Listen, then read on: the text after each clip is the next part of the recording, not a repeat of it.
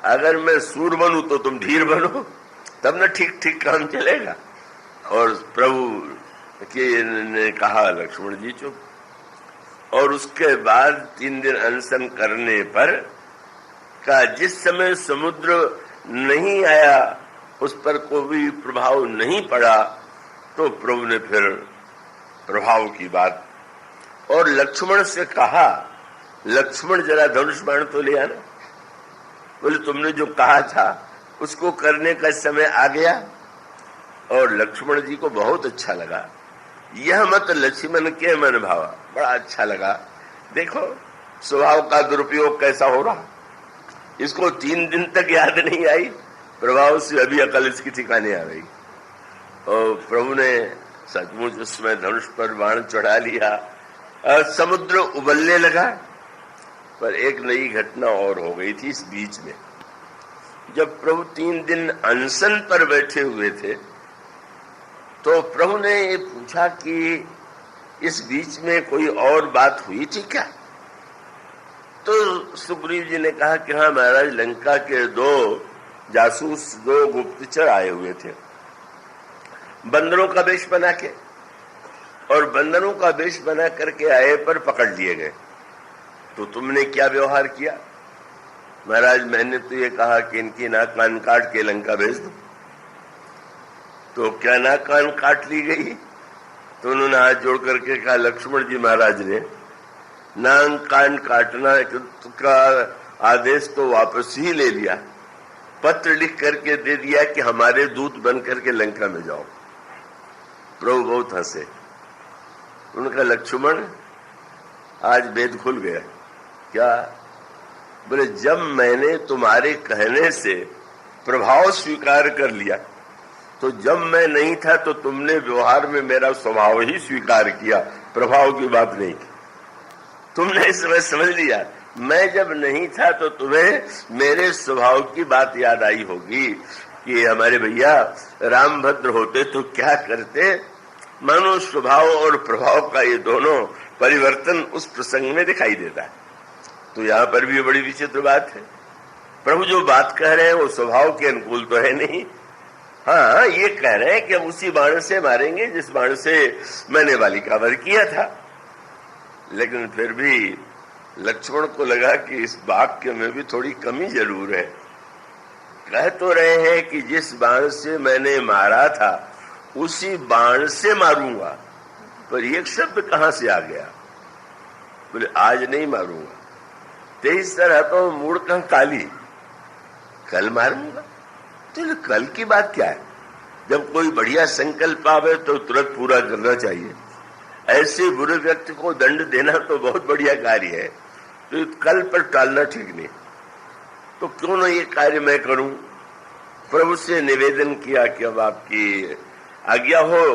तो बड़े भाई को तो आपने दंड दिया ही था अपराध पर, अब छोटे भाई ने अपराध किया है तो छोटे को आप आज्ञा दे दीजिए कि वो दंड दे। और तब प्रभु का नाटक खुल गया। हाँ लक्ष्मण, पर क्या तुम समझते हो कि क्या सचमुच में सुग्रीव को मार डालने वाला हूं?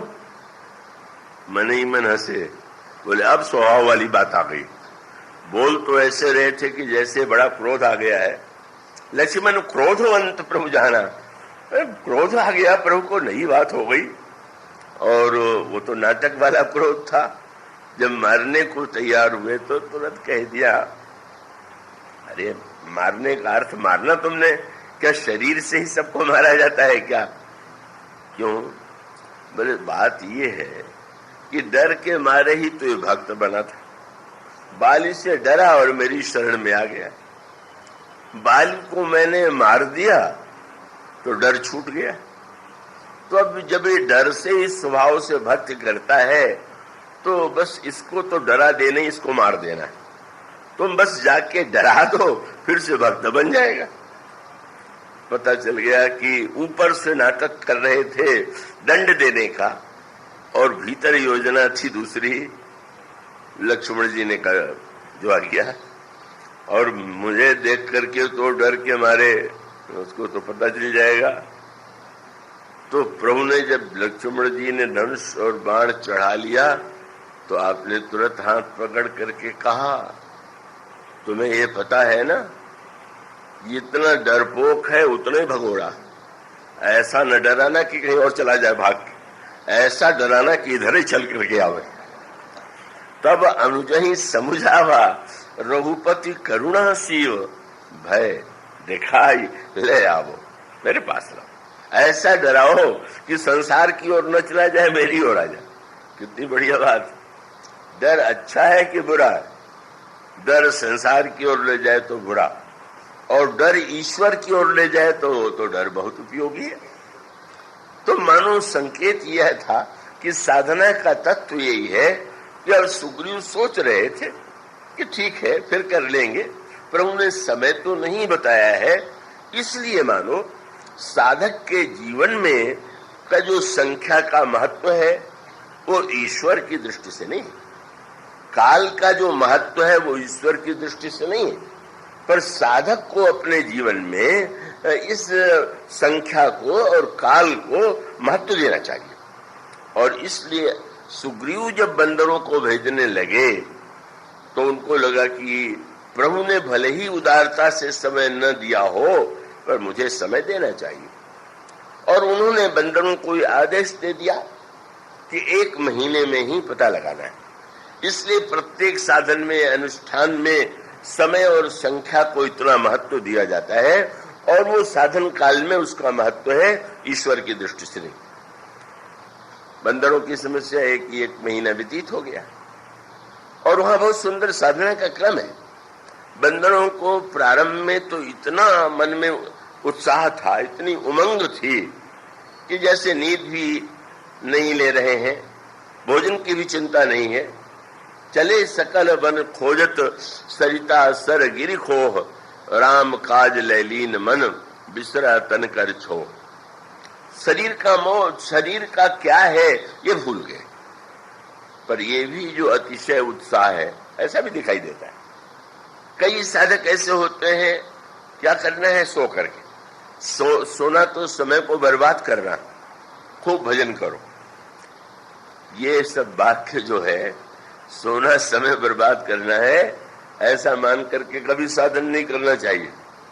इसका अभिप्राय कि अगर आप 10-5 दिन 15 दिन बड़े उत्साह से न सोएं तो उसका परिणाम तो शरीर पर पड़ेगा, मन पर पड़ेगा। इसलिए मानो भगवान कृष्ण जैसे कहते हैं कि वस्तुतः योग उसी के लिए सुखद है, न जो बहुत सोता है, न बहुत जागता है, न बिल्कुल नहीं खाता है जो बहुत खाता है।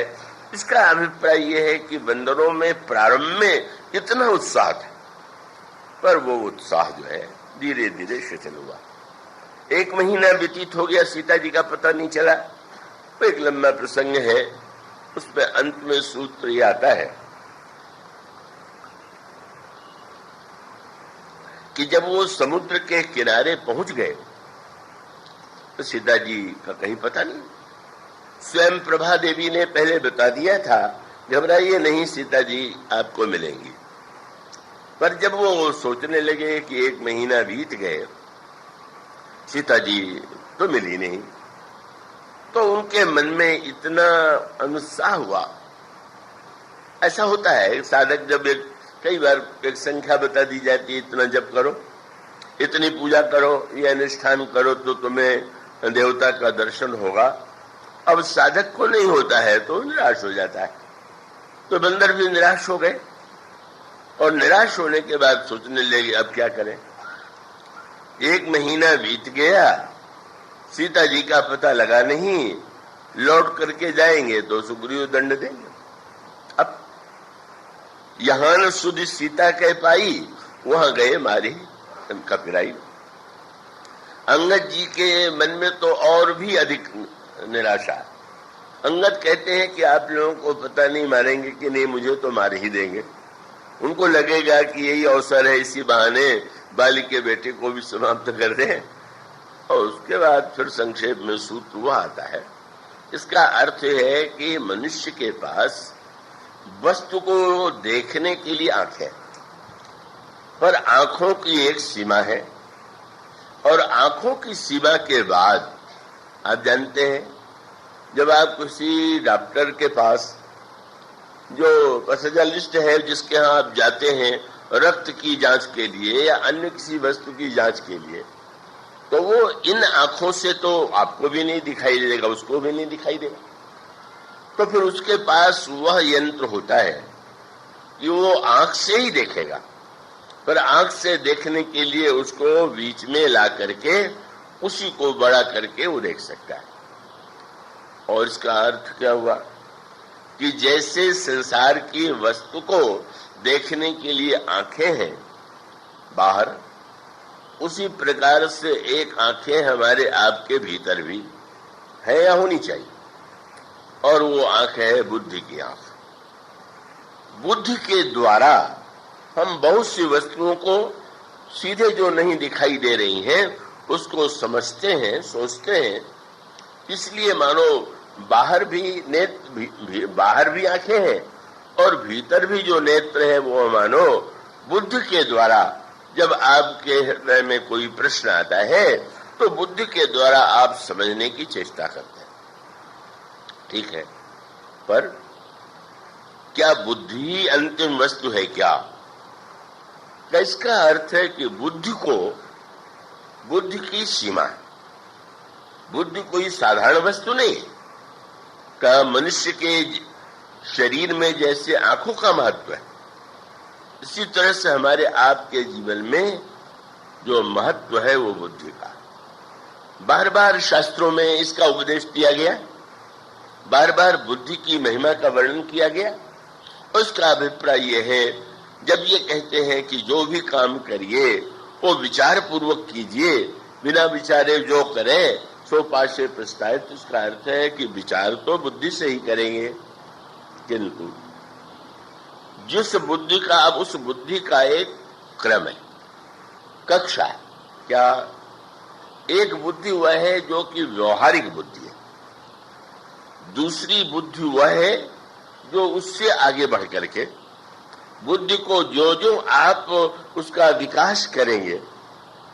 बस साधारण एक व्यक्ति ऐसा है जो इसको हम कहते हैं बड़ा बुद्धिहीन है, जो व्यवहार करना नहीं जानता कि किससे कैसे बोले, कहाँ कैसे बैठे, कैसे व्यवहार करें, उसको लोग यही कहेंगे तो मूर्ख है, बुद्धिहीन।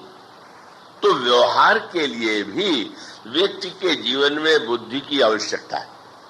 जो बुद्धिमान व्यक्ति होगा उसके व्यवहार में बुद्धिमत्ता झलकेगी, किंतु उस बुद्धि का भी अनेक स्तर है। एक बुद्धि वह है जो व्यवहार में बड़ी कुशल है, पर व्यवहार में कुशल होने का अर्थ परमार्थ में कुशल होना नहीं। वह बुद्धि जो है व्यवहार में कुशल होने पर भी क्या उसकी बुद्धिमत्ता जो होती है वो परमार्थ में नहीं होती। वो आपने छोटा सा नन्हा सा सुना होगा संस्मरण, बीरबल और अकबर।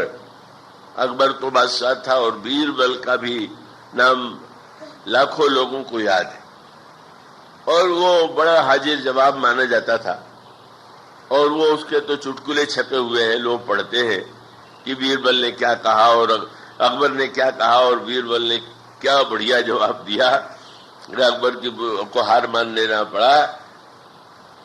कहा जाता है कि तुलसीदास जी के सामने किसी दिन किसी व्यक्ति ने आकर के कहा कि महाराज आपका तो बादशाह अकबर से परिचय नहीं है, आप जाना भी नहीं चाहते, मिलना भी नहीं चाहते, लेकिन उनका जो वो है नवरत्नों में से बीरबल, वो बड़ा बुद्धिमान।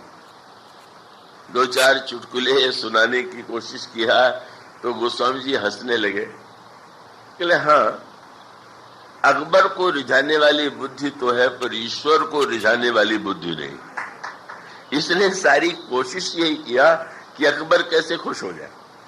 अगर इसने यही बुद्धि ये सोचा होता कि ईश्वर कैसे खुश हो जाए तो मैं उस बुद्धिमान को महत्व देता। पर सारे जीवन में हाजिर जवाबी से केवल अकबर हंस पड़े, लोग बुद्धिमान माने, उसे बुद्धिमान नहीं। इसलिए मानो यह कहा गया कि बुद्धि का बड़ा महत्व है।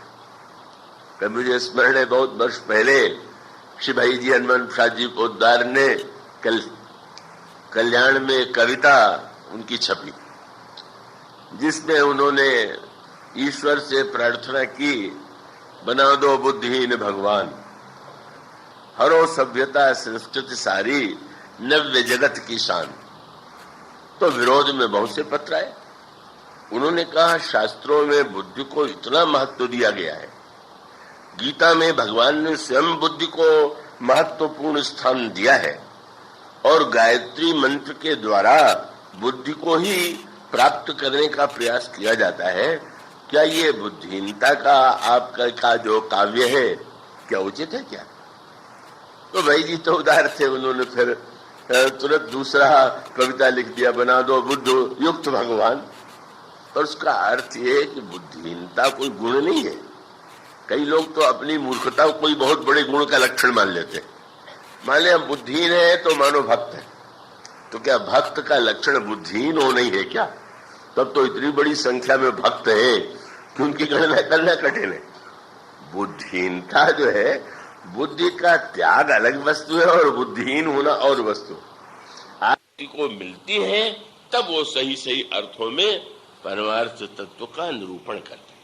उसके बाद भी बुद्धि का और स्तर बताया गया। अब इस दृष्टि से विचार करके देखिए, भगवान शंकर की प्रिया जो पार्वती जी हैं, उनके दो जन्म हैं। पहले जन्म में वे सती हैं और दूसरे जन्म में वे पार्वती है। सती के रूप में का वो दक्ष की बेटी है, दक्ष की पुत्री है। और जब वो पार्वती जी के रूप में जन्म लेती हैं तब हिमालय की और मैना की बेटी है। क्या इसका अर्थ है? सती कौन है? सती का पुनर्जन्म क्या है? और इसका उत्तर यह है, सती ही बुद्धि है। और बुद्धि इसलिए है कि वो दक्ष की बेटी है। दक्ष चतुर है, बुद्धिमान है, प्रजापति है, सारे शास्त्रों के ज्ञाता है और इसलिए सती के रूप में मानो वह जो बुद्धि है, जो महानतम शास्त्रों में निष्णात है, समस्त निष्णात बुद्धि में उनको प्रजापति का पद दिया गया। मैं आशा करता हूं आप इन सूत्रों को ध्यान में रखें। प्रजापति माने दक्ष से बढ़कर के बुद्धिमान कोई व्यक्ति ब्रह्मांड में संसार में नहीं था। इससे ब्रह्मा ने कहा प्रजापति तो दक्ष को ही होना चाहिए। किंतु फिर वही बात आ गई, दक्ष व्यवहार में बड़े निपुण थे पर परमार्थ में बिल्कुल कोरे थे। बहुत बुद्धिमान होने पर भी जब पद मिला, चुने गए, चुनाव का समय है, वो अभी मैं बरेली में था, तो संजोग ऐसा था कि वो कथा के अंतिम दिन का जब निश्चय किया गया था तो चुनाव के दिन की घोषणा नहीं थी। तो किसी ने कहा कि अब वो तो घोषणा हुई तो 2 तारीख को वही मतदान का है, वही कथा की समाप्ति का है। तो किसी ने कहा कि कथा की समाप्ति एक दिन पहले कर दी जाए। तो मैंने यही कहा कि भाई अब मतदान होना है तो उस दिन तो जरूर कथा होनी चाहिए, जिससे भी तो पता चले कि राम के पक्ष में कितने मतदान करने वाले हैं। रोज तो आ रहे थे, अगर उस दिन नहीं आते हैं तो इसका अर्थ है कि संजोग ऐसा कि बहुत और बड़ी भीड़ हुई। तो मैंने कहा चलिए प्रसन्नता है कि आप लोगों ने उस समय वहां जाके चाहे जिसको मतदान किया हो, पर यहाँ इतनी बड़ी संख्या में आप श्री राम के पक्ष में, और श्री राम के पक्ष में मत करने का अर्थ क्या हुआ? आप जिसको मत देते हैं विजयी होता है, पर जब आप श्री राम को मत देते हैं तो आपकी विजय होती है। वो दूसरे को जिताने वाले राम है, दूसरे को हराने वाले नहीं।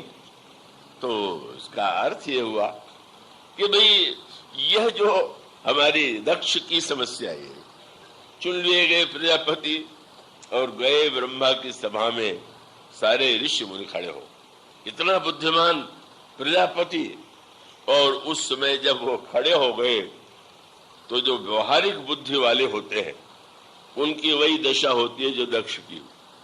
क्या दक्ष ने ये नहीं देखा कि कितने लोग खड़े हुए, दक्ष घूर घूर के देखने लगा कोई बैठा तो नहीं रह गया।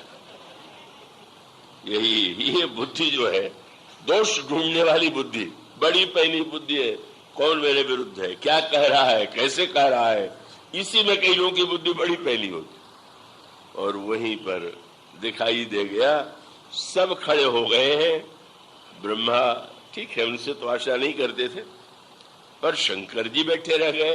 बस व्यवहारिक बुद्धि वाला अभिमानी होता है, और अभिमानी अपने सम्मान को सबसे अधिक महत्व देता है, और किसी ने अगर उसका सम्मान नहीं किया तो उसे सहन नहीं होता। मानो यही है उस बुद्धि का जो बुद्धिमत्ता से प्रजापति बन जाए, लेकिन जो अपने विकारों को न जीत करके अंत में भगवान शंकर पर ही क्रोध आ गया, और न जाने किन किन शब्दों में भगवान शंकर को फटकार दिया।